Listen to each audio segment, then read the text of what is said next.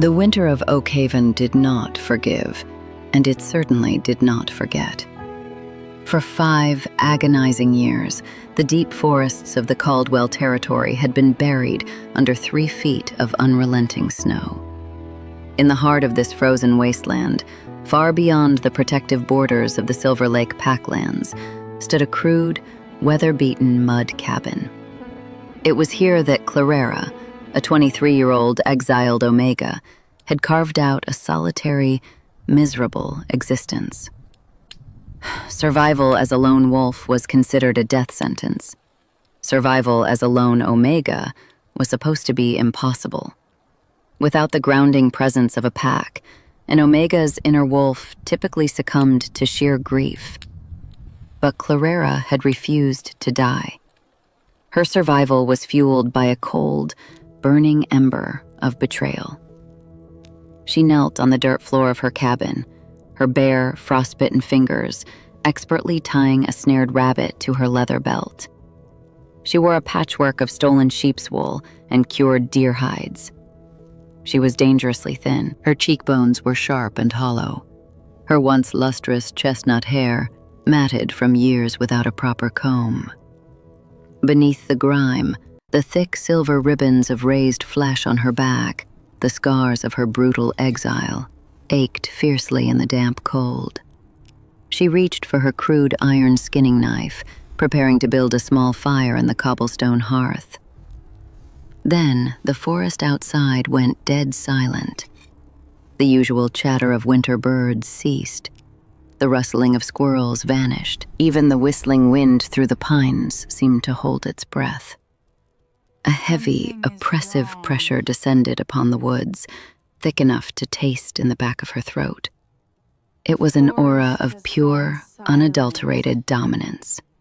Clara's breath plumed in the freezing air of her cabin.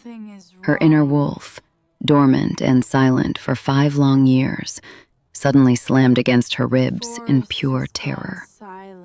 She scrambled to her feet, her survival instincts screaming. She grabbed her spear, a long, sturdy ash branch tipped with a jagged piece of scavenged iron. She backed away from the door, pressing her spine against the furthest wall of her small cabin. Her knuckles turned stark white around the wooden shaft. Then came the sound. Crunch, crunch, crunch. It wasn't just one set of footsteps. The ground beneath the cabin floorboards began to vibrate. Heavy, synchronized paws were breaking through the icy crust of the snow outside. Clara closed her amber eyes, focusing her heightened senses. And massive dire wolves were encircling her cabin. Their footfalls were calculated, disciplined, and deadly. And then, a different sound. The heavy, deliberate thud of leather boots. A man walking among beasts. The scent that began to seep through the cracks in her mud walls was overwhelming, a potent, intoxicating mixture of ozone, crushed pine, and fresh blood. It wasn't the musky, familiar scent of the Silver Lake Pack. This was something ancient, feral, and undeniably northern. "We know you are in there, exile," a voice rumbled from outside. It was a deep, gravelly baritone that seemed to resonate in the very marrow of Clara's bones. "Step out into the light, or my vanguard will tear this hovel down to its foundations." Clara's mind raced. Had Tristan finally come to finish the job? Had Beatrix, her golden-haired twin sister, and the false Luna decided that merely exiling her wasn't enough to secure the southern throne? With trembling hands but a resolute jaw, Clara pushed off the wall. She would not die cowering in the dark. Before she could unlatch the heavy wooden bar, the thick oak door exploded inward, splintering into pieces under the force of a single, brutal kick. The freezing winter wind howled into the cabin, bringing with it a blinding swirl of snow. As the white powder settled, the sight that greeted her stole the breath from her lungs. Forming a perfect, impenetrable semicircle around her ruined doorway, were 10 monstrous dire wolves. Their coats varied in shades of slate gray and obsidian. They were heavily scarred, easily the size of grown war horses, their eyes glowing with lethal intelligence. But it was the man standing in the center of the formation that made Clara's blood run cold. He was a giant, standing at least 6'7", with shoulders broad enough to block out the weak winter sun. He wore heavy, dark chainmail beneath a thick cloak of black bearskin. His face was a striking map of rugged angles, defined by a harsh, aristocratic jawline and marred by a brutal, jagged scar that ran down the side of his face. His pitch-black hair swept over his forehead, and his eyes, a piercing, icy silver, locked onto hers with devastating intensity. This was King Alistair of the Ashford Vanguard, the Iron King of the North, a legend whispered about in hushed, fearful tones around southern hearths. "Lower the weapon, little bird," Alistair commanded, his voice deceptively calm, though the lethal promise beneath it was unmistakable. Clara did not lower her head. She did not fall to her knees. Instead, she tightened her grip on the ash wood, raising the iron-tipped spear and pointing it directly at the center of the giant Alpha King's armored chest. "This is unclaimed territory," Clara rasped, her voice rough and unused from years of solitude. "You have no jurisdiction here, King Alistair. Leave." A ripple of low, dangerous growls erupted from the 10 massive direwolves at her blatant disrespect. But Alistair simply raised a single leather-clad hand. Instantly, the beast fell silent. The absolute control he held over his vanguard was terrifying, a heavy weight that pressed against the air itself. "I have jurisdiction wherever a threat to my empire resides," Alistair countered, taking a slow, heavy step forward. The ice crunched under his boots, his imposing frame blocking the doorway. "And I am currently hunting a very specific threat. A rogue who calls himself Tristan of Caldwell." Clara's breath caught in her throat. The name alone felt like a physical blow, sending a sharp sting through the thick, raised scars on her back. "He infiltrated my stronghold and stole a relic of immense power," the Iron King continued, his silver eyes narrowing as he scanned her ragged clothes and the desperate grip she kept on her weapon. "My scouts tell me that you, his hidden, treacherous Omega, were the last to know the location of his sanctuary in these crags." Clara laughed. It was a bitter, broken sound that echoed sharply against the frozen trees. It held no joy, only the madness of 5 years spent surviving the winter. "Tristan?" Clara rasped, her knuckles white around the ashwood shaft. "You think I am harboring the man who destroyed my life? He didn't just discard me, King Alistair. He let his new Luna frame me, or treason. He stripped me of my dignity, had his enforcers beat me until my back ran red, and threw me out here to die." Alistair stopped. For the first time, the harsh lines of his aristocratic face shifted. He seemed to truly look at her, not as a traitorous informant, but as a creature. He took in her dangerously thin frame, the patchwork hides, and the fierce, unbroken spirit burning in her amber eyes.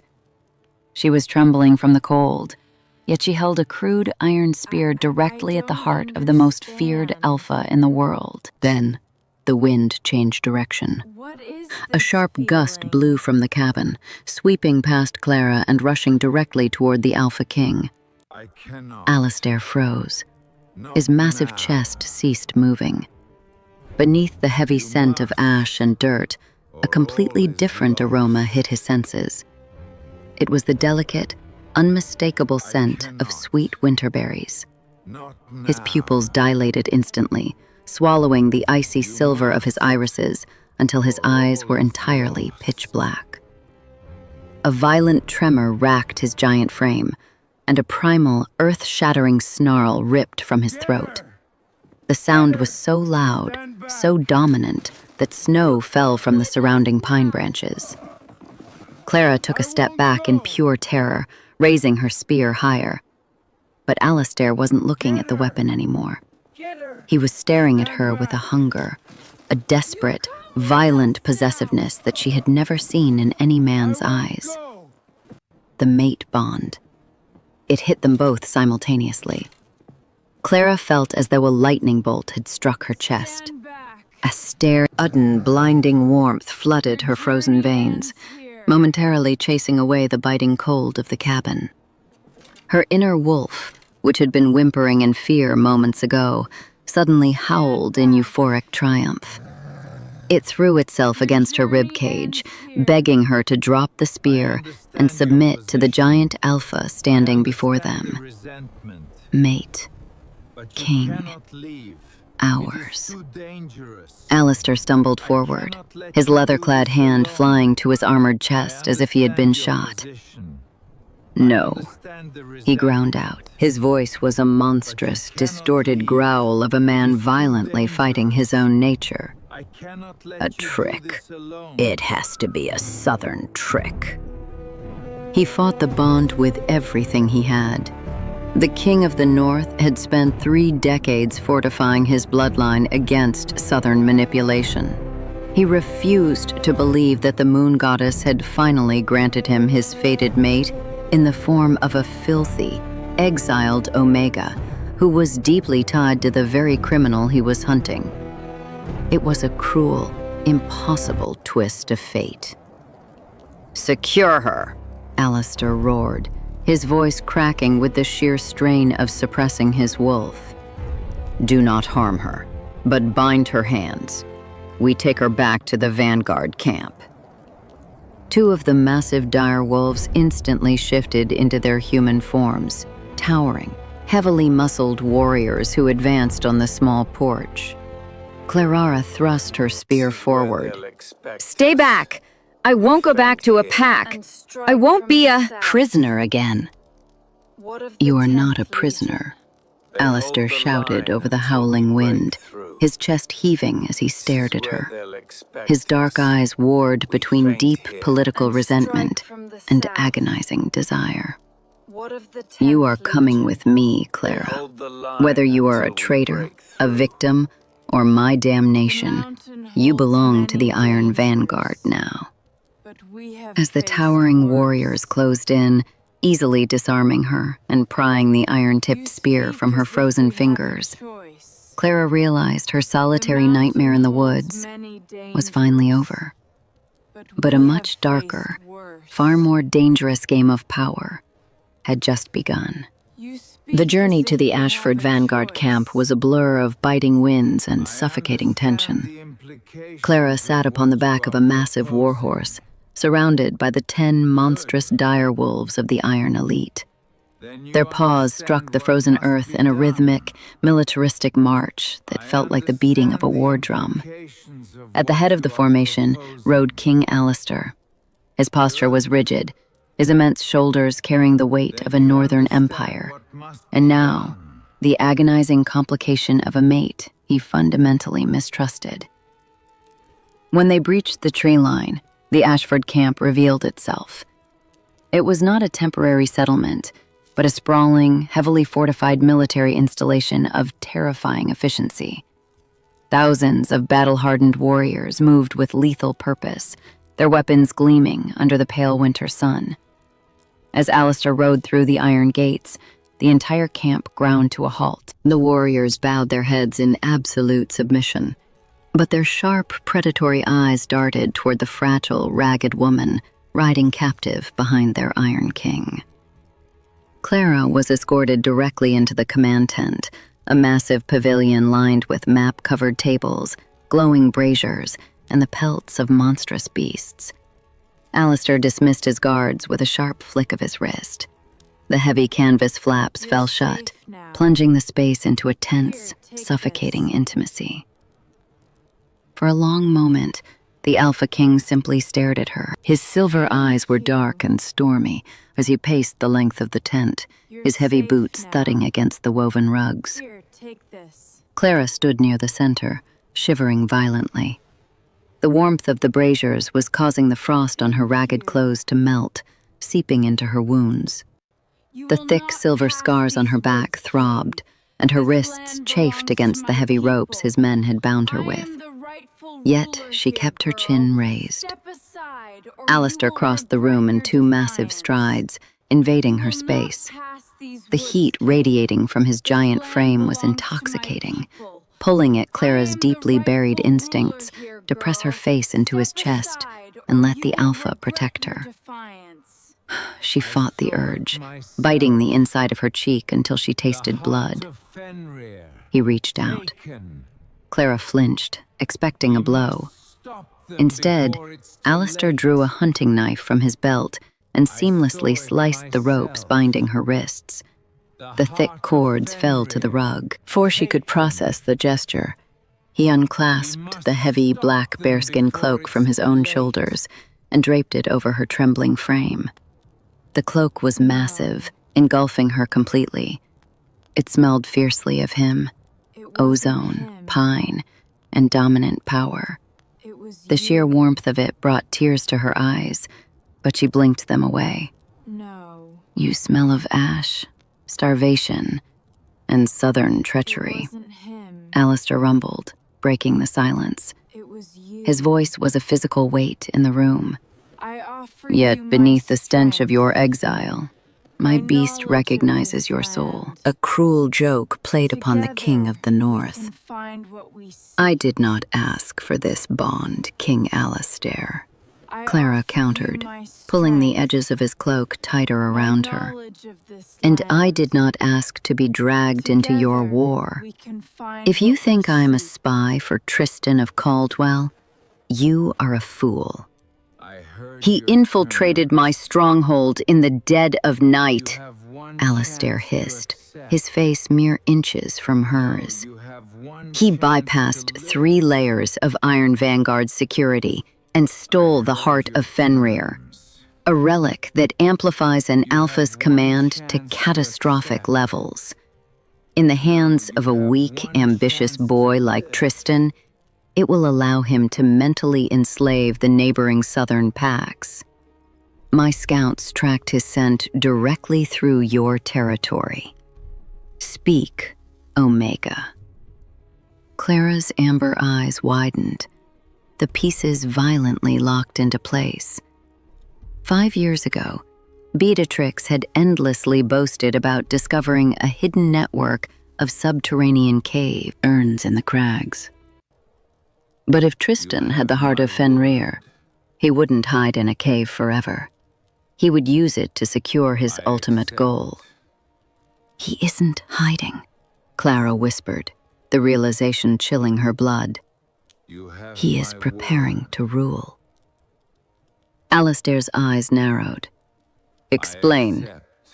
My twin sister, Beatrix, framed me to take my place at his side, Clara said, her voice gaining strength as the desire for vengeance, dormant for 5 years, finally ignited into a roaring flame.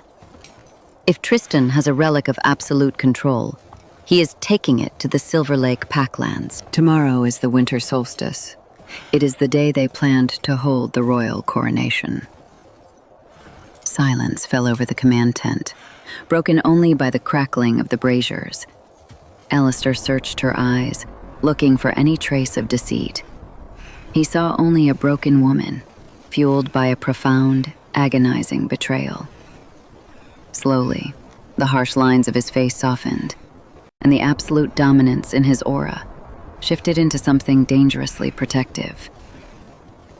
I can lead you past their border defenses, Clara offered, taking a step toward the giant king. I know the blind spots of the Silver Lake patrols, but I have a condition. Alistair's eyebrow twitched in dark amusement.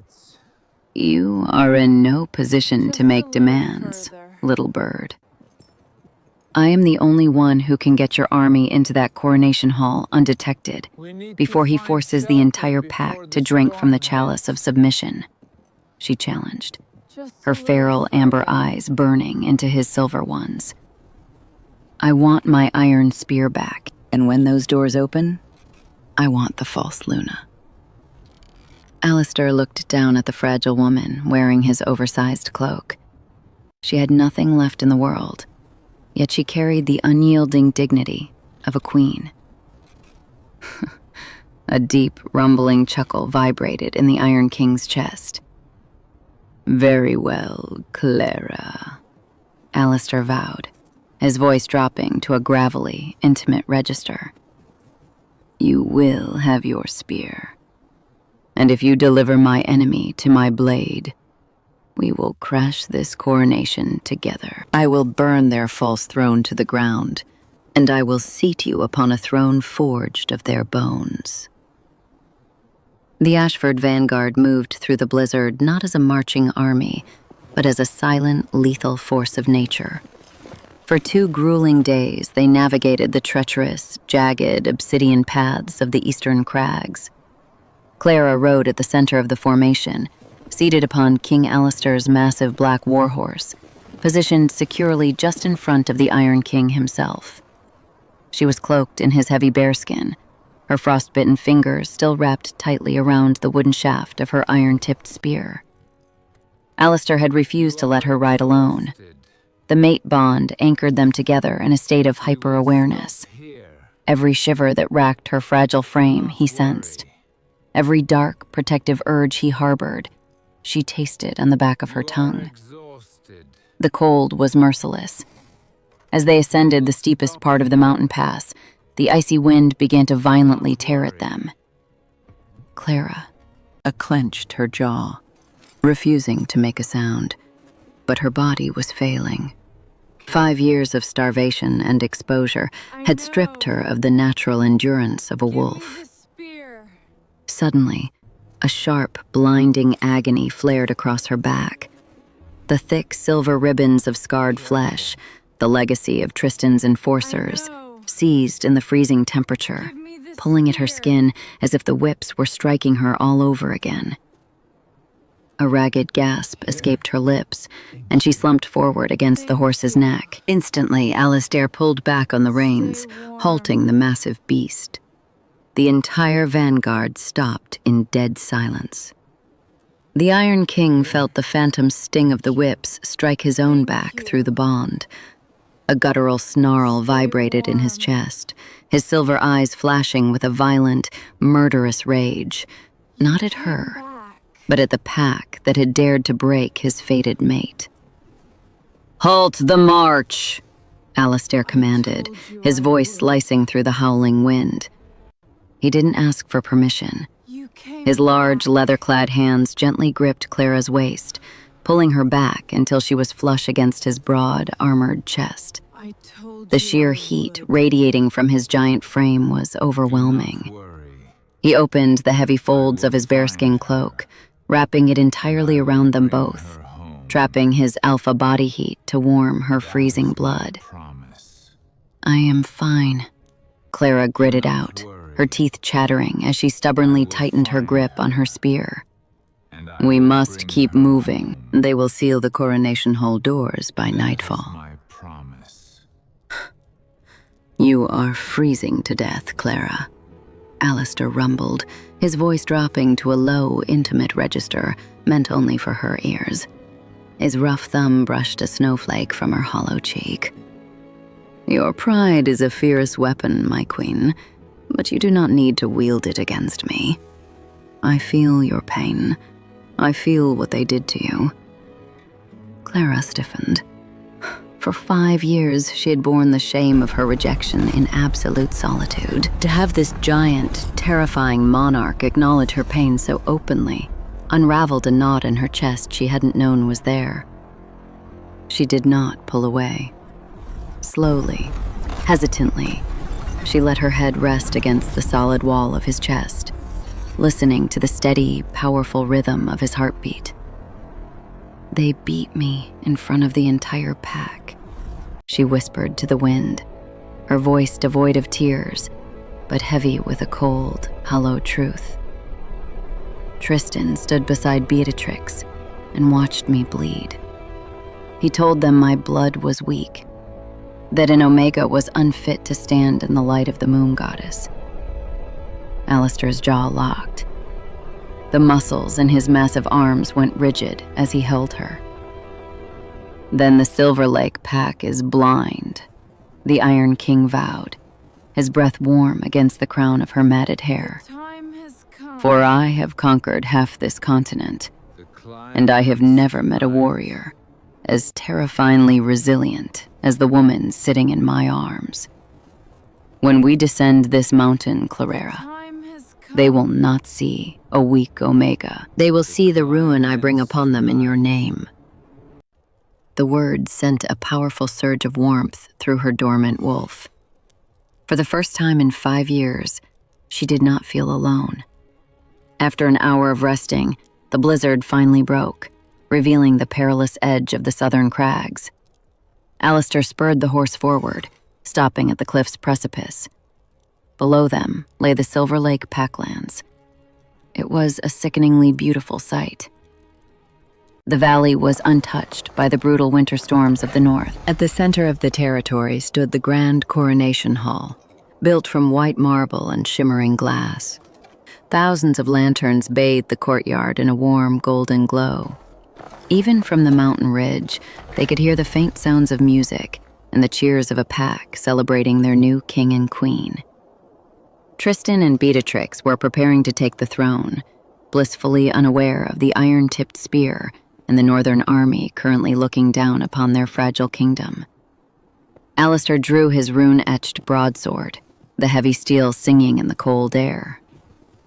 The 10 monstrous wolves of his elite guard stepped up to the cliff's edge, their teeth bared, waiting for the command. "Are you ready, little bird?" Alistair asked, his silver eyes fixed on the glowing hall below.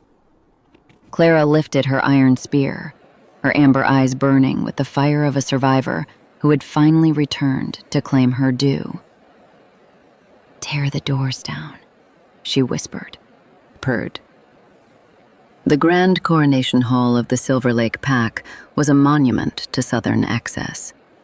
High vaulted ceilings of white marble reflected the light of 1,000 golden lanterns. Long banquet tables groaned under the weight of roasted meats and sweet winter wine, the very same winter grain stores Beatrix had once laced with wolfsbane to frame her twin sister for treason. At the far end of the hall, elevated upon a dais, stood the dual thrones of Caldwell, carved from pale stone and draped in luxurious white velvet. Tristan stood before the thrones, basking in the forced adoration of his pack. He wore a crown of jagged silver, but it was not the crown that commanded the room. Embedded into the center of his ceremonial chest plate was the heart of Fenrir.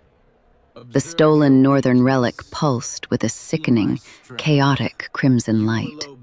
It bled an artificial, suffocating aura of alpha dominance into the air, forcing the pack elders to keep their heads bowed in unnatural submission. Beside him stood Beatrix. She was a vision of stolen perfection. Her shimmering golden hair was braided with pearls, and her ivory silk gown flowed flawlessly over her curves. She looked down at the kneeling pack with a smile of pure, venomous triumph. 5 years ago, she had watched her quiet, unassuming twin sister dragged into the snow, bleeding and disgraced. Now, the path was completely clear. "Rise, my people!" Tristan's voice boomed, artificially amplified by the stolen stone. It lacked the natural, earth-shaking resonance of a true monarch, but the magical compulsion emanating from his chest forced the crowd to obey. The High Elder, a withered man whose eyes held a flicker of deep, silent regret, stepped forward on trembling legs. He carried a velvet cushion bearing the Luna crown, a delicate circlet of woven silver and moonstones. "Today, we do not just crown a king. Tristan declared, taking the circlet from the elder's hands. "We crown the true heart of Silver Lake, the female who purged the weakness from our ranks. My fated mate, Beatrix." Beatrix knelt gracefully on the marble steps. She closed her eyes, savoring the moment she had orchestrated with lies and poison. She had stolen Claraara's birthright, her mate, and her dignity. This crown was the final, undeniable victory. "With this crown, the moon goddess blesses our union," Tristan proclaimed, lifting the silver circlet above her golden head. "And with the power of the heart, Silver Lake shall rise to conquer the weak, bowing to no one in the north or the south." The crowd remained dead silent. "Place it on her head, Alpha," a sycophantic enforcer cheered from the front row. "Crown our queen!" Tristan smiled, lowering the crown, but the silver never touched her hair. A deafening boom echoed through the grand hall, violently shaking the crystal chandeliers above. The sound was so massive, so unexpected, that Tristan flinched, dropping the crown. It clattered against the marble floor, a sharp, ringing noise that cut through the suffocating silence. Boom. The massive, iron-reinforced oak doors at the entrance of the hall shuddered violently. The thick wooden beams groaned under an immense, terrifying pressure from the outside. The pack gasped, scrambling backward in a panic, drawing their ceremonial swords. Beatrix shot up to her feet, her false smile vanishing, replaced by a look of sheer confusion and terror. "Who dares?" Tristan roared, clutching the glowing relic on his chest, trying to channel its power toward the entrance. "Guards, secure the doors!" But the guards never had the chance to move. With a final, catastrophic crash, the heavy oak doors exploded inward, sending jagged splinters of wood flying across the polished marble. The biting, freezing wind of the mountain crags rushed into the warm hall, blowing out the golden lanterns and plunging the entrance into shadow. Through the swirling snow and the debris, a massive, terrifying silhouette appeared in the archway. The winter had come for Silver Lake. The swirling snow cleared, revealing 10 massive dire wolves fanning out into the luxurious hall. They did not snarl or snap their jaws. Their silent, disciplined approach was far more terrifying than any wild beast's frenzy. Then, the Iron King stepped over the shattered threshold. His presence immediately clashed with the crimson aura of the Heart of Fenrir. The artificial dominance Tristan had been wielding shattered against Alistair's ancient, pure alpha blood. The stifling magical pressure vanished in an instant. Pack elders who had been forced to bow suddenly gasped for clean air, clutching their chests as the compulsion broke. Alistair's heavy, snow-covered boots cracked the polished marble. His silver eyes, cold and unforgiving, locked directly onto the dais. "King Alistair," Tristan stammered, his grip on the stolen relic tightening in a panic. "The North has no right to cross our borders." Tristan's voice died in his throat as a smaller, darker figure emerged from behind the massive frame of the Alpha King. Claraara stepped into the light of the remaining chandeliers. She was a jarring, violent contrast to the velvet and gold of the room. She wore the giant black bearskin cloak over her patchwork hides. Her matted chestnut hair was wild, and the grime of 5 years of survival painted her sharp, hollowed cheekbones. In her frostbitten hands, she tightly gripped the crude iron spear. Whispers erupted through the hall like wildfire. Claraara? The exiled Omega.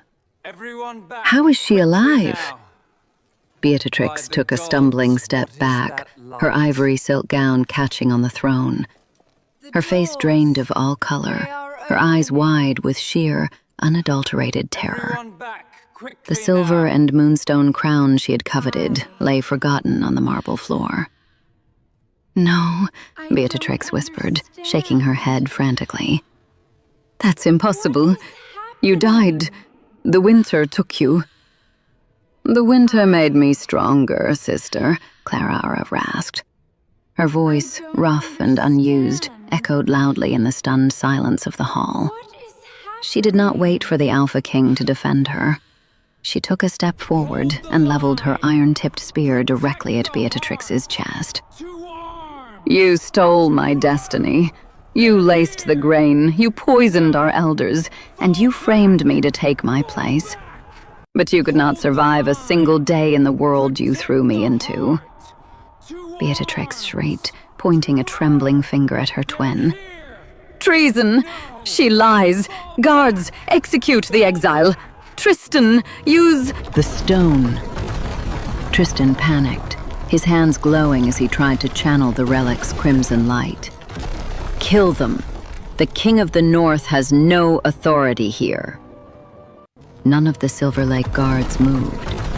They were caught between the unnatural compulsion of the glowing stone and the overwhelming, primal terror of the 10 dire wolves ready to tear out their throats. Alistair drew his broadsword. The sharp scrape of heavy steel sliding from its scabbard silenced the entire room. He didn't rush. He didn't shout. The Iron King simply looked at the pathetic boy wearing a stolen relic, and then at the trembling blonde woman pretending to be a Luna. "The false Luna stole her destiny," Alistair rumbled, his gravelly voice dripping with lethal authority. "And so, I walked into this coronation with one question." He raised his heavy blade, the rune-etched steel gleaming in the dim light, and pointed it directly at Tristan. "I came for the heart of Fenrir," Alistair stated, stepping closer to Claraara, the sheer mass of his body acting as a shield for her fragile frame. "But seeing the rot of this court, my question is this. Why is a lying traitor standing on that throne while my queen was left to bleed and freeze in the dirt?" The word hit the hall like a physical blow. Queen. The High Elder gasped. Beatrix let out a sob of denial. Tristan's eyes darted frantically between the giant king and the feral Omega holding a wooden stick. "She is an Omega!" Tristan screamed, his fear mutating into desperate rage. "She is nothing! The stone obeys me, and I will not let a northern tyrant take my kingdom." Tristan slammed his hand over the heart of Fenrir, forcing the stolen relic to its absolute limit. A blinding wave of red energy exploded from his chest, washing over the Silver Lake enforcers and stripping away their free will. Their eyes turned entirely black. The coronation had ended. The slaughter was about to begin. The crimson light of the heart of Fenrir flooded the grand coronation hall, washing away the warm gold of the lanterns. Under Tristan's desperate, panicked command, the Silver Lake enforcers lost their free will entirely. Their eyes glazed over, turning solid black, and their bodies moved with the jerky, unnatural synchronization of puppets on a string. With a collective, soulless roar, dozens of armed southern wolves lunged toward the broken entrance. The clash was instantaneous and deafening. The 10 elite dire wolves of the Iron Vanguard did not falter. They met the oncoming wave of mind-controlled soldiers with terrifying, disciplined brutality. Banquet tables were shattered into kindling. Silver chalices and roasted meats were trampled under massive paws and heavy boots.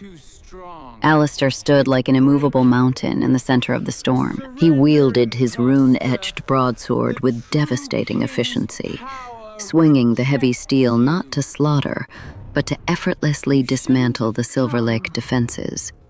He struck with the flat of his blade, shattering armor and sending grown men flying across the marble floor.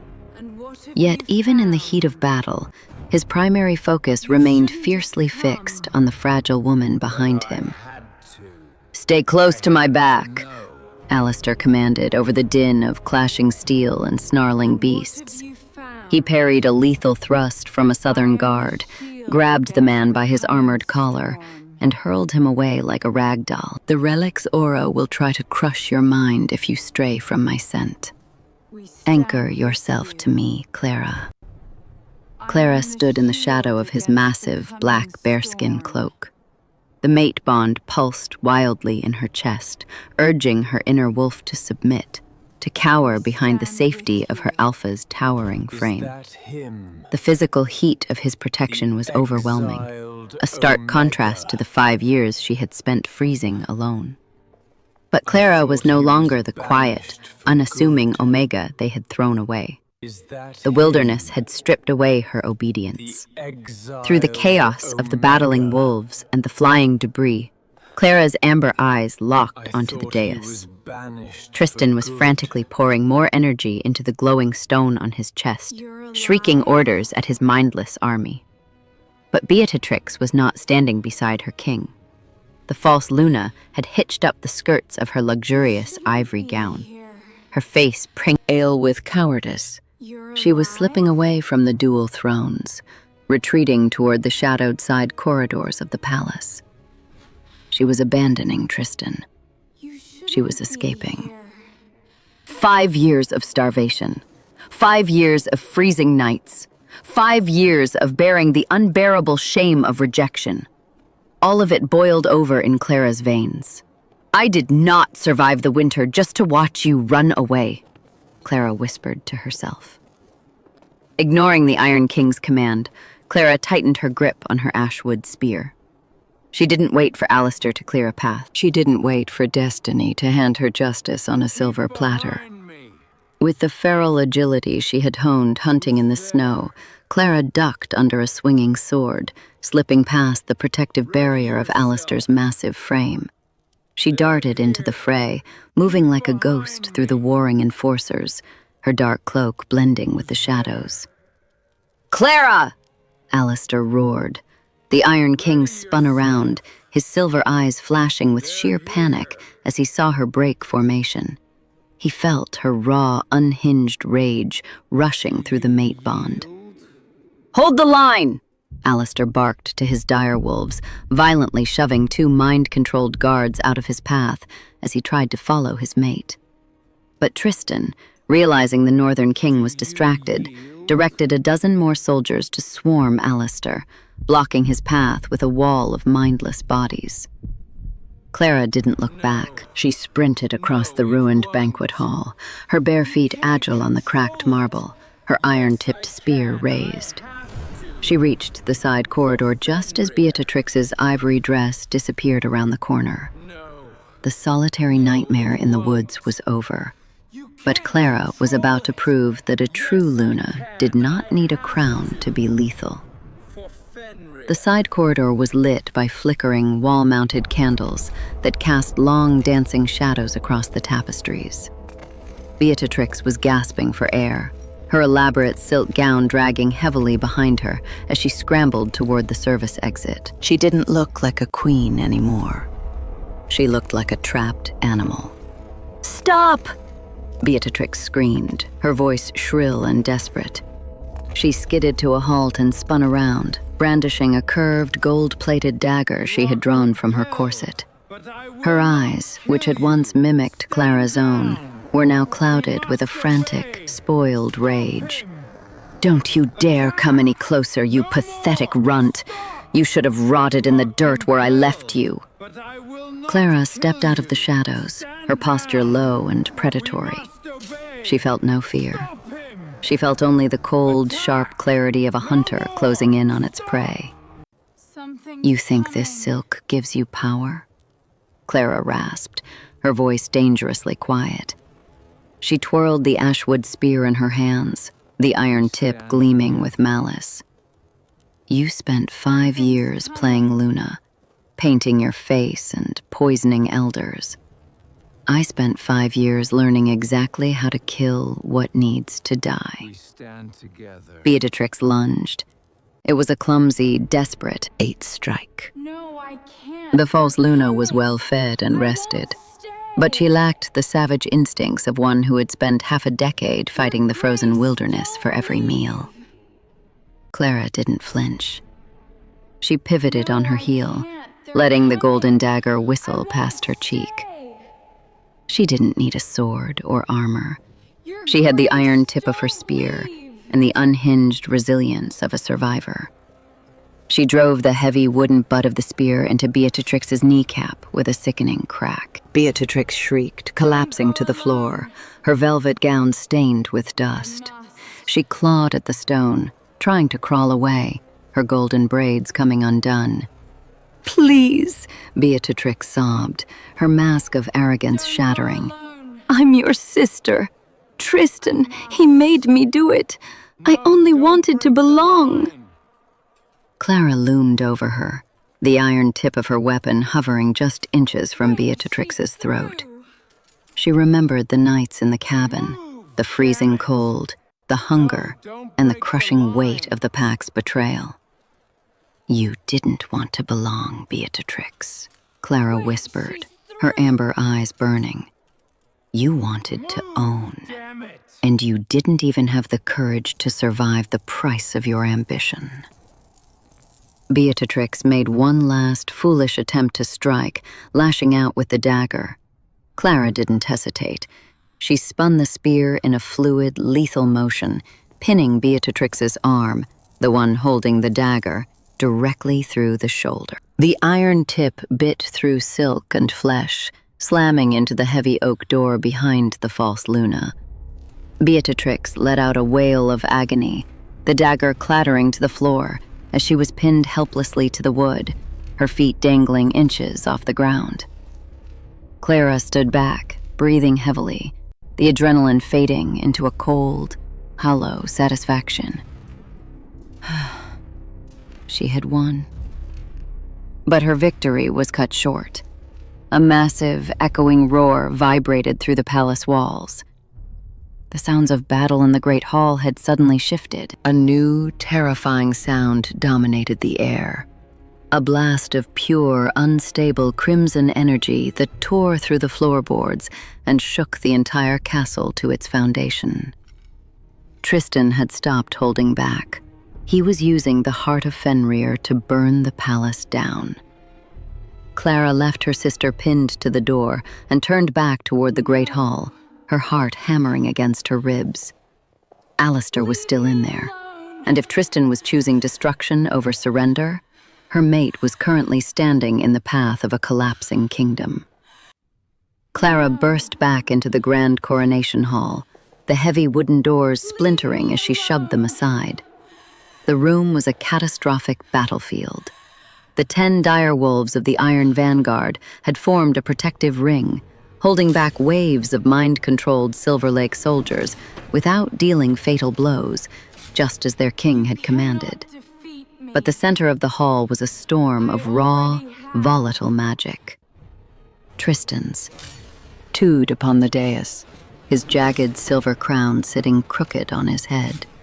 He was panting heavily, his eyes wild and bloodshot. The heart of Fenrir embedded in his chest plate was glowing with a blinding, unstable crimson light, feeding off his mounting panic. Then Tristan saw her. He saw Clara standing in the archway, breathing hard, her hands empty of her iron spear. He looked past her into the dark corridor and realized Beatrix was not coming back. His false Luna had fallen to the Omega they had thrown away. "You!" Tristan shrieked, his voice cracking with hysterical rage. "You should be dead!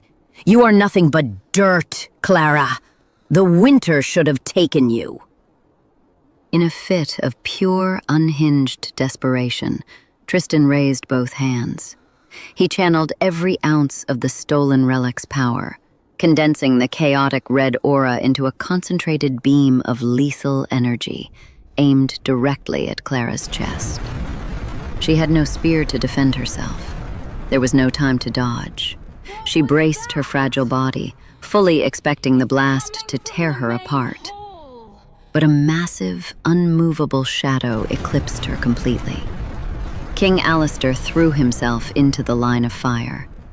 He moved with a terrifying, impossible speed for a man of his immense size. The giant Alpha placed himself squarely between Clara and the deadly blast. The crimson energy slammed into his broad, armored chest. The sheer force of it pushed the Iron King back a heavy step. His dark chainmail smoked, the metal glowing white-hot under the magical assault. The heart of Fenrir was designed to subjugate, to violently crush the will and body of any wolf who dared stand against it. Alistair let out a guttural, monstrous roar of pain, his silver eyes flashing wildly in the red light. "No!" Clara screamed, her heart shattering as she watched the giant king burn for her. She reached out to pull him away, but the heat radiating from his armor was too intense. Tristan laughed hysterically, pouring more energy into the stone. "Bow! The stone commands you to bow, King of the North." But Tristan fundamentally misunderstood the nature of the man he was fighting. Alistair was not just an alpha. He was a monarch fueled by a millennium of ancient, unbroken northern blood. And more importantly, he was fueled by the absolute biological necessity to protect his fated mate. The mate bond flared brilliant and furious between them. Alistair did not bow. He absorbed the agonizing blast, locked his jaw, and took a heavy, earth-shattering step forward. The ice-cold dominance of the North clashed violently against the stolen southern magic. "The stone belongs to the North," Alistair rumbled, his voice echoing like an avalanche through the great hall, cutting through the crackle of the magic. "And the Omega belongs to me."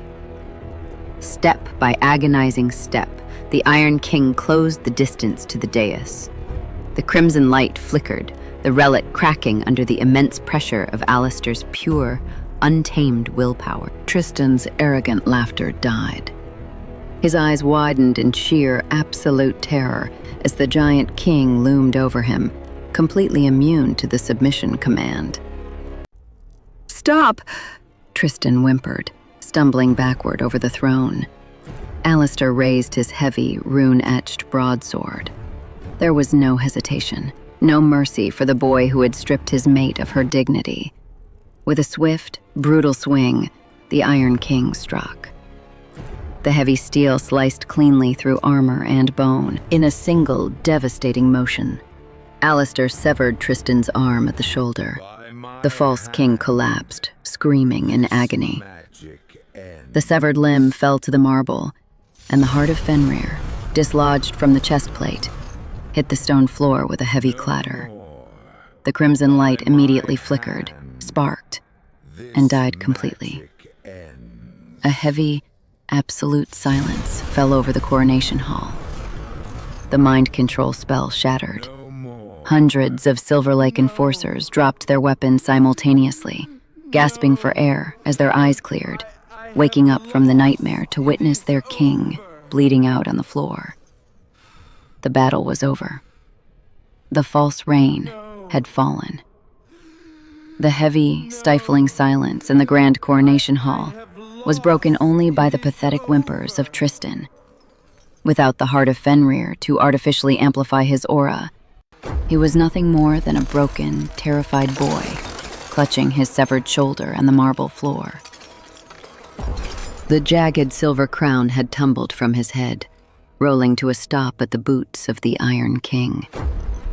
All around the vast hall, the Silver Lake enforcers blinked, rubbing their temples as the absolute mental domination faded. When their vision cleared, the sight that greeted them brought them to their knees, not from magic, but from sheer, overwhelming shame.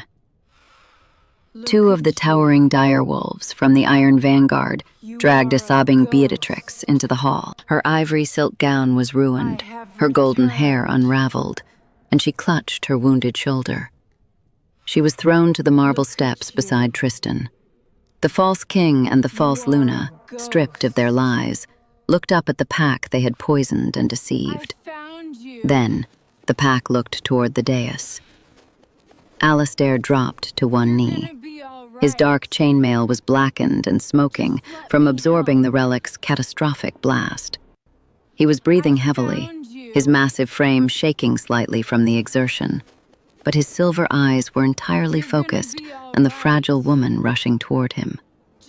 Claraara fell to her knees in the debris, her hands flying to the scorched metal of his chest plate. Safe now. "You fool," she whispered, her voice cracking as the mate bond flared brilliantly between them, weaving a warm, impenetrable embrace of healing and absolute relief.